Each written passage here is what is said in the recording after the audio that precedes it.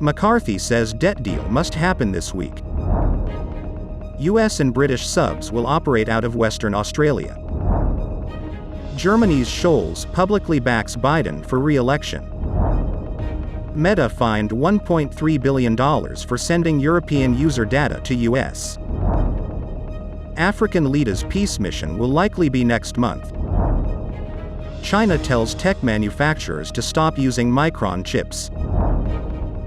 US and Papua New Guinea sign defense agreement.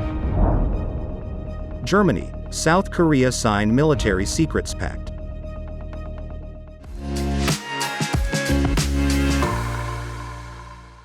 Hello, I'm Johnny. Thank you for joining us on Funday News. It's Tuesday, May 23rd, and here are your top stories. U.S. House Speaker Kevin McCarthy said the two parties must strike a debt deal this week to avoid a catastrophic U.S. default. Bloomberg said that could risk triggering a market sell-off, a surge in borrowing costs, and a blow to the global economy. McCarthy said debt limit discussions Monday morning with the White House negotiators were productive ahead of a planned meeting later in the day with President Joe Biden. Biden and McCarthy are set to meet at 5:30 p.m. at the White House for face-to-face talks. Now it's time for the other side to move from their extreme positions because debt limit negotiators resumed discussions in Washington ahead of a meeting on Monday between President Joe Biden and House Speaker Kevin McCarthy, as time grows short to avert a U.S. default. Biden called McCarthy from Air Force One earlier Sunday on his way back from an international summit in Japan, setting the stage for the fresh talks.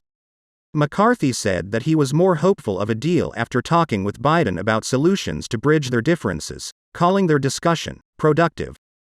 U.S. and British submarines will soon be operating out of Australia, giving the allies greater reach and presence in the Indian and Pacific Oceans, where undersea activity by friends and foes alike has been intensifying. In the years ahead, U.S. and British subs will visit Australia more frequently, and as soon as 2027, those navies will begin basing attack submarines, one British and as many as 4 from the U.S., at HMAS Sterling, an Australian Navy base near the city of Perth on the Indian Ocean coast. Designated Submarine Rotational Forces West, the subs will rotate through HMAS Sterling rather than being permanently assigned, and officials say their presence will help develop Australia's capacity and capability to operate its own nuclear-powered subs. 25 of the U.S. Navy's 49 attack submarines are based in the Pacific. In November 2021, the U.S. Pacific Fleet Submarine Force announced that the number of subs based in Guam would increase from 2 to 5. The fifth arrived in March 2022. German Chancellor Olaf Scholz on Monday said he prefers U.S. President Joe Biden to his predecessor Donald Trump and hoped Biden will be re-elected for a second term in office. Addressing pupils at a primary school close to Berlin, Scholz accused Trump of being divisive and that he would be bad not only for the United States but also for Germany. The unusually direct language used by Scholz could reflect how bilateral relations were often strained during the Trump presidency. Say it to our American friends. Ich sage das jetzt hier. Germany was led at the time by Scholz's predecessor Angela Merkel, when Scholz was finance minister. Responding to a pupil's question, Scholz said, "I think the current president is better, so I want him to be re-elected." Scholz said Biden's many years of public service mean he knows exactly what you have to do to prevent the world from going to war. Referring to Trump, Scholz said, "If all people are only against each other, then there cannot be a good future, and that is why the former president certainly stands for a great division in the country." The European Union slapped Meta with a record $1.3 billion privacy fine Monday and ordered it to stop transferring users' personal information across the Atlantic by October. The penalty of €1.2 billion is the biggest since the EU's strict data privacy regime took effect 5 years ago, surpassing Amazon's €746 million fine in 2021 for data protection violations. Meta, which had previously warned that services for its users in Europe could be cut off, vowed to appeal and asked courts to immediately put the decision on hold. The decision applies to user data like names, email and IP addresses, messages, viewing history, geolocation data, and other information that Meta and other tech giants like Google use for targeted online ads. Meta's president of global affairs, Nick Clegg, and chief legal officer Jennifer Newstead said in a statement, "This decision is flawed, unjustified, and sets a dangerous precedent for the countless other companies transferring data between the EU and US." I always needed time on my own. I never thought I could be here. I take your blessings with your heartaches too. It's so easy and so wonderful to know it's you. 学习，一切从今天开始。Funday 英语。A delegation of 6 African leaders from South Africa, Senegal, Egypt, Republic of Congo, Uganda, and Zambia set to hold talks with Kiev and Moscow possibly next month. International negotiator Jean-Yves Oliver said the African leaders would also discuss the related issue of easing the passage of more grain shipments out of Ukraine amid the war, and the possibility of more prisoner swaps when they travel to both countries on what they have characterized as a peace mission. Says that he'll be heading up a delegation of 6 African leaders who'll meet Ukrainian President Volodymyr Zelensky and, separately, Jean-Yves Olivier, a 78-year-old Frenchman who brought opposing sides together in high-stakes negotiations in the late 1980s that helped end apartheid in South Africa, arrived in Moscow on Sunday and will also go to Kiev for meetings with high-level officials to work out logistics for the upcoming talks. He said, "I don't think we are going to finish our first mission with a ceasefire." Olivier said the aim was to open the start of productive dialogue.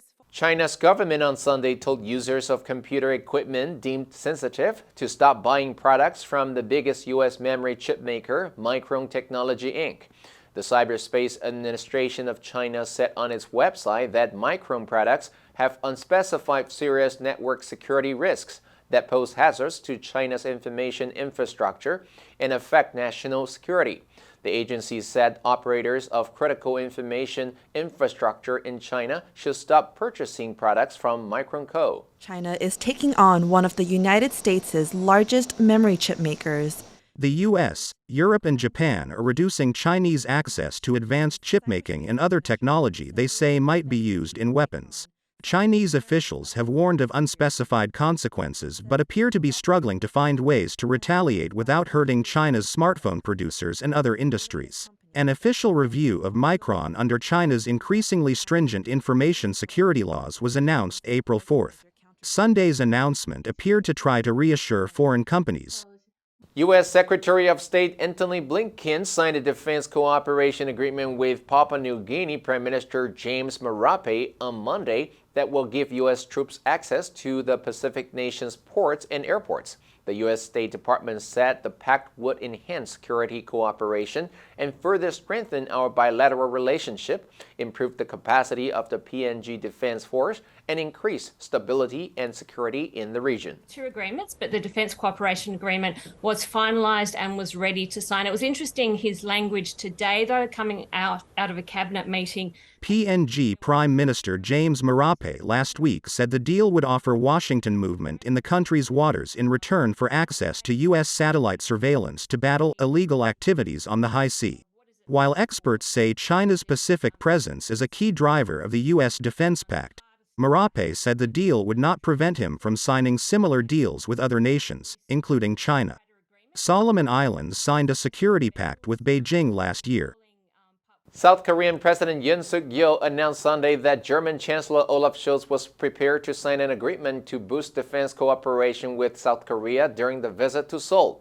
Yoon said the military pact aimed to protect military secrets and help smoothly operate the defense industry supply chain.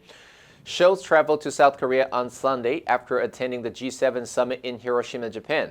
He is the first German chancellor to visit the South Korean capital for a bilateral meeting in 30 years. President Yoon Suk-yeol returned to Seoul, where he headed to a bilateral summit with German Chancellor Olaf Scholz as soon as he landed. Scholz met with South Korean President Yoon Suk-yeol in Seoul.